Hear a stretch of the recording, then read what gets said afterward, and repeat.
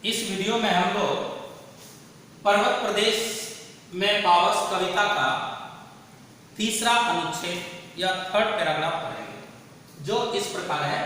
उड़ गया अचानक लो भूधर, फड़का अपार पारद के पर, रव शेष रह गए हैं निर्झर, है टूट पड़ा भूपर अंबर, धस गए धरा में सब है शाल, उठ रहा धुआं जल गया ताल, न्यों जलद यान में विचर विचर, था इंद्र खेलता इंद्रजाल। अब देखिए पहली पंक्ति देखते हैं। उड़ गया अचानक लो भूधर, भूधर शब्द पहले भी आया था पहले पैराग्राफ में। भूधर मतलब क्या होता है? पहाड़। और अचानक मतलब एकाएक। फड़का अपार पारद के पर, यहां पर का अर्थ है पंख, पर का अर्थ होता है पंख, और यहां पारद, पारद का अर्थ है बादल, और अपार का अर्थ है असीम, और फड़का का मतलब होता है फड़फड़ाना। पंख जो फड़फड़ाते हैं उसी को लिखा है फड़का, अर्थात पंख फड़फड़ाना। रव शेष रह गए हैं निर्झर, यहां रव, रव का अर्थ है आवाज, शेष मतलब विशेष बचा हुआ, निर्झर मतलब झड़ना। है टूट पड़ा भूपर अंबर, भू, भू मतलब धरती, और अंबर मतलब आकाश का पर्यायवाची शब्द है अंबर, अंबर मतलब आकाश।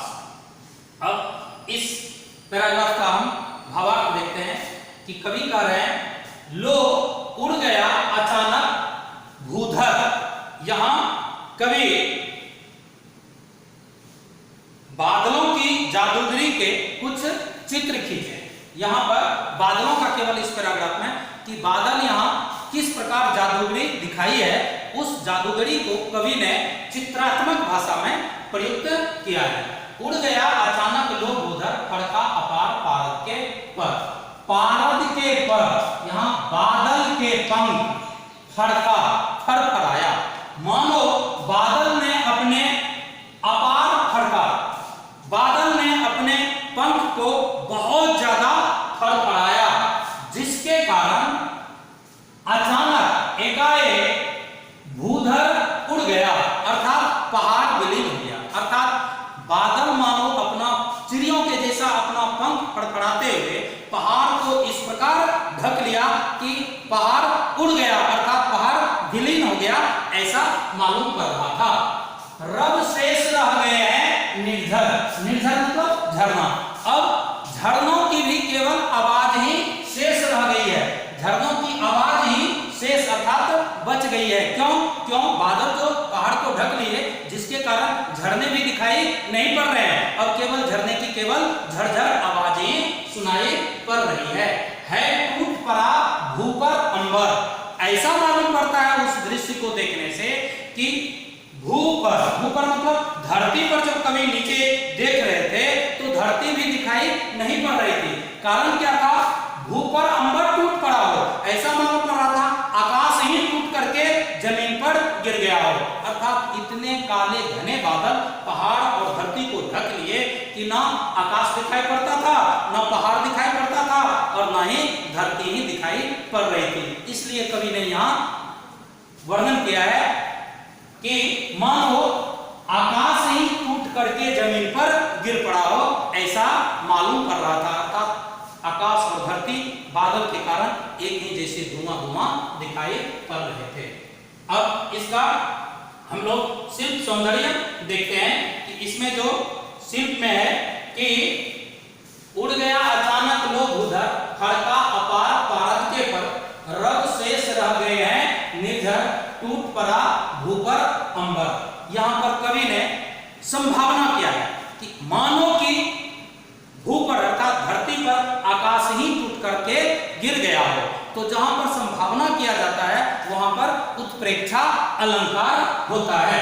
तो इसलिए उड़ गया अचानक लो भूधर, यहां उड़ गया अचानक लो भूधर में भी यहां संभावना की गई है कि एकाएक ऐसा मालूम पड़ा कि भूधर पहाड़ ही उड़ गया हो, तो यहां भी संभावना की जा रही है पहाड़ के उड़ने की, इसलिए यहां भी उत्प्रेक्षा अलंकार है।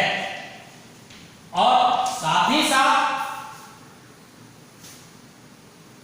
लो उड़ गया अचानक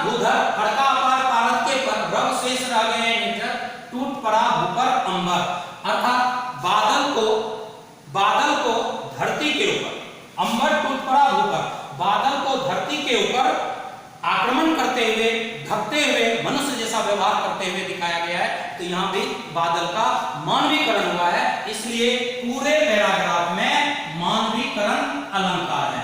यहाँ मानवीकरण, पूरे पैराग्राफ में मानवीकरण अलंकार का प्रयोग हुआ है। अब इसमें भी कवि ने खड़ी बोली हिंदी का प्रयोग किया है और भाषा में भी संस्कृत निष्ठ है, जैसे अंबर, निर्झर, भूधर इत्यादि, अपार, ये सब जो है संस्कृत निष्ठ तत्सम शब्द हैं। अब आगे हम लोग देखते हैं अंतिम पैराग्राफ इस कविता का। तो अंतिम अनुच्छेद है, धस गए धरा में सब है साल, उठ रहा धुआं जल गया ताल, यों जलदयान में विचर विचर था इंद्र खेलता इंद्रजाल।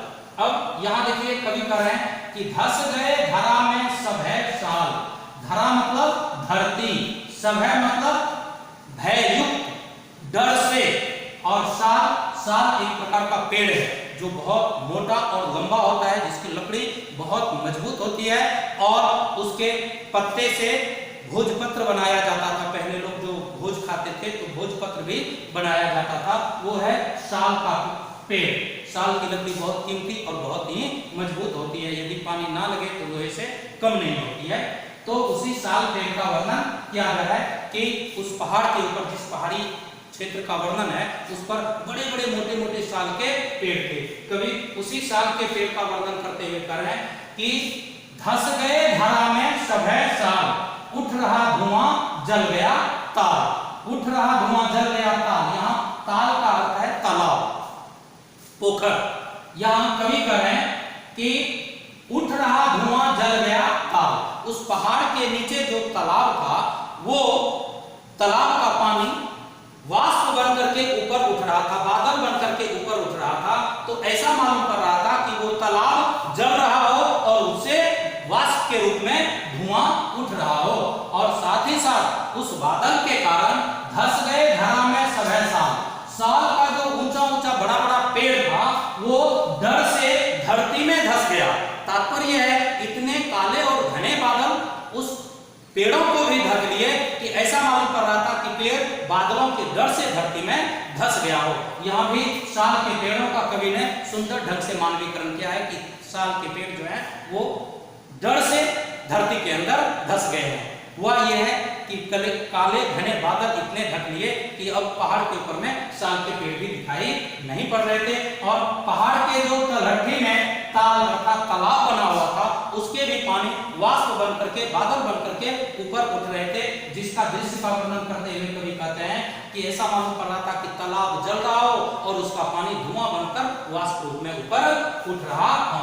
यों जलदयान में विचर विचर था इंद्र खेलता इंद्रजाल। करें यों इस प्रकार, यों का अर्थ है इस प्रकार, जलदयान, यहाँ यान का तात्पर्य है वायुयान, हवाई जहाज। इस प्रकार जलद, जलद में होता है बादल, इस प्रकार बादल रूपी हवाई जहाज में या बादल रूपी वायुयान में विचर विचर, विचर में होता है घूमना, घूम घूम करके इंद्र, भगवान इंद्र, इंद्रजाल, इंद्रजाल का अर्थ है जादूगरी, जादू का खेल, इंद्रजाल मतलब जादू का खेल। इस प्रकार भगवान इंद्र जलदयान वायु रूपी जहाज में बैठकर आकाश में विचर विचर, आकाश के कोने कोने में घूम घूम करके इंद्रजाल खेलता था, इंद्रजाल का जादूगरी का खेल खेल रहे थे। इस प्रकार हम देखते हैं कि ये पैराग्राफ कितना प्रकृति चित्रण से भरा हुआ है।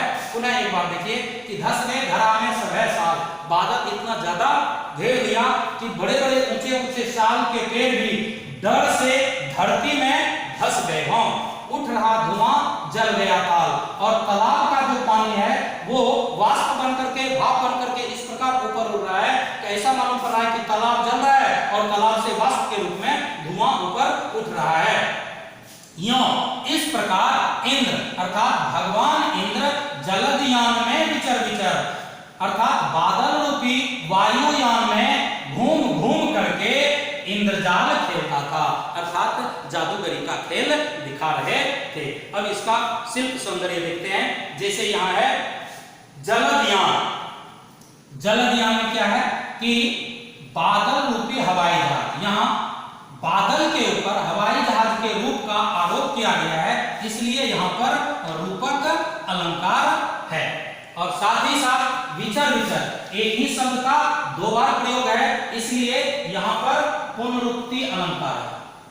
पुनरुक्ति, यहाँ पर पुनरुक्ति अलंकार है। विचर, विचर एक ही शब्द का जहां दो बार प्रयोग होता है वहां पुनरुक्ति अलंकार होता है। साथ ही डर से धरती पर खड़े साल के पेड़ में मानवीकरण। अब देखिए यहाँ साल का जो पेड़ है ये डर से, साल सब है, साल का पेड़ डर से धरती में धंस गए, तो साल के पेड़ का मानव जैसा व्यवहार करते हुए बताया गया है, इसलिए यहाँ पर भी मानवीकरण अलंकार है। यहाँ साल के पेड़ में भी मानवीकरण अलंकार है। और इसमें भी जैसे आप देख रहे हैं सब है, साल, धरा, यान, जलद इत्यादि, इंद्रजाल, ये सारे संस्कृत में अर्थात तत्सम शब्द हैं। और इसमें भी खड़ी बोली हिंदी का प्रयोग हुआ है। इस प्रकार हम देखते हैं पूरी कविता में कवि ने वर्षा ऋतु के वर्णन में इतनी कला, इतनी कोमलता दिखाई है कि ये कविता पढ़ते ही पूरा एक पहाड़ी एरिया का चित्र हमारे दिलो दिमाग में उभरने लगता है कि हम ये कविता नहीं पढ़ रहे हैं, बल्कि एक पहाड़ी क्षेत्र में पावस ऋतु अर्थात वर्षा ऋतु का साक्षात दर्शन कर रहे हैं। इसी के साथ इस पाठ की समाप्ति की जाती है। मुझे उम्मीद है आप लोग इस विषय को पढ़े समझे होंगे, नहीं तो आप बार बार वीडियो देखिए, समझिए और पाठ के अंत में जो प्रश्न उत्तर है आप लोग उसे कीजिए। मुझे उम्मीद है आप आसानी से कर पाएंगे। धन्यवाद।